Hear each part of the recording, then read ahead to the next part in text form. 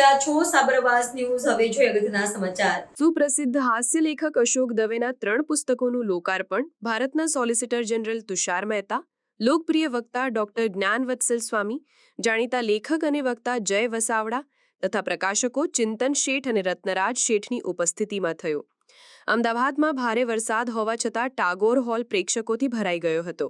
સમ્રાટ દવેના અદ્ભુત સંચાલનના કારણે પુસ્તક વિમોચનનો આ કાર્યક્રમ ખૂબ જ રસપ્રદ બની ગયો હતો. રિપોર્ટર કશ્યપભાઈ ભટ્ટ, અમદાવાદ.